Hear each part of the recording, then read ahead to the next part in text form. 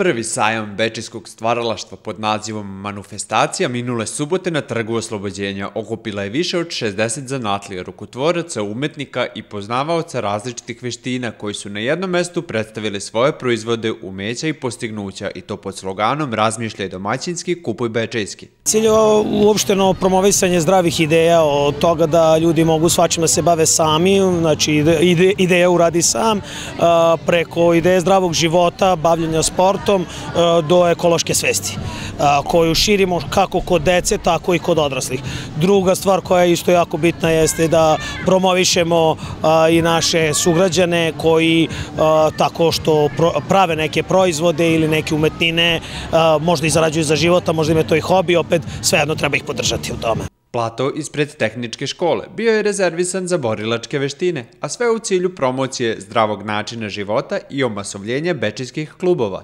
Učestvuju u prezentaciji judo klub Bečej, karate klub Bečej, dojo klub i tai chi, zatim ninjitsu i prezentacija joge. Cilj je da upoznamo građane Bečeja sa plemenitim borilačkim veštinama i da im pokažemo koje su im mogućnosti, šta bi mogli da treniraju i kojim sportom da se bave. Prolaznici su bili u prilici da se upoznaju sa udruženjem za rekreaciono jahanje i očuvanje konjičke tradicije regiona Soko Bečej. Ove što ovde iza nas vidite, što je sve ručni rad, to je tradicionalno oružje, znači to su Huni koristili još pre par hiljada godina, znači pre 1000 godina, to je sve oružje to što su oni koristili i sad, znači, to smo izradili na osnovu nalaza što su našli i probamo da kopiramo, da uradimo tako kao što je i bilo i ono vreme.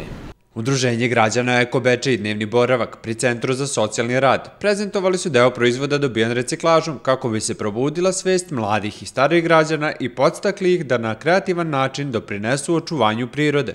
Organizovali smo radionice za decu za više uzrasta, od recikliranih materijala prave neke ukrase u zavisnosti od uzrasta dece. Od najsitnije dece treba početi i kad rade nešto onda bolje zapamte neke stvari i to nam je najbitnije. Sve što smo napravili, pravili su zajedno korisnici i volonteri i prodajemo po simboličnim cenama. Došli smo prosto da upriličimo ovaj događaj i samim tim da pokažemo šta to sve mi znamo. Domaća hrana, piće, kozmetika, različiti unikatni predmeti činili su kreativni milje ove manifestacije. U centru su se mogle videti i zanatlije poput berberina, graditelja gitara, restauratora nameštaja, pa i duborezaca.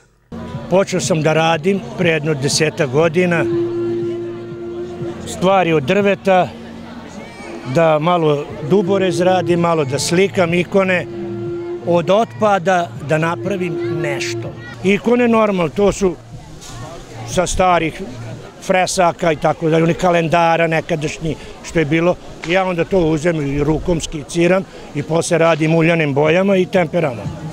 A ovo sve ja sam osmislim, te stolove, te police, koje kakve, to sve ja iz glave. Veliku pažnju posetilaca privukle su nesvakidašnje karikature i portreti. Pa smejali su se, prepoznali su se i naručili su puno. Imaću puno da radim. Po slici crtam, pošalju mi preko Facebooka, preko Messengera i tako crtam. Za muzički deo bili su zaduženi DJ Kid i DJ D-Man, nakon čega su na scenu stupili autorski bendovi Fuj, Fiskalni račun, Frenija iz Ade i Debeli predsjednik iz Osijeka. Za dobru atmosferu pred koncert pobrinuo se i bečejski kućni pivar, koji je predstavio svoj asortiman proizvoda i otkrio nam kako je ispekao zanat. Bečejsko pivo kod mene, inače lager, je klasičan lager sa češkim hmeljem sazi, sa češkim kvascima. Pivo koje drugačije odležava od drugih piva koji su ejlovi. Znači imamo dve podele, ejlovi i lageri. Tako da lager je pivo koje duže stoji na hladnim temperaturama, kvasac sporije radi i drugačije ukus skroz. Imamo jednu laganu IPU i imamo belgijski blond, to je jedno belgijsko pivo sa korijanderom i laganim mirisom banane koje postiče belgijski kvasac. Apsolutno je potrebno sve znati, ali sve može da se pročita u literaturama, da se nauči na forumima, tako da ja nisam završio školu tehnologa, ali evo, radimo ovo iz ljubavi, što je najbitniji faktor.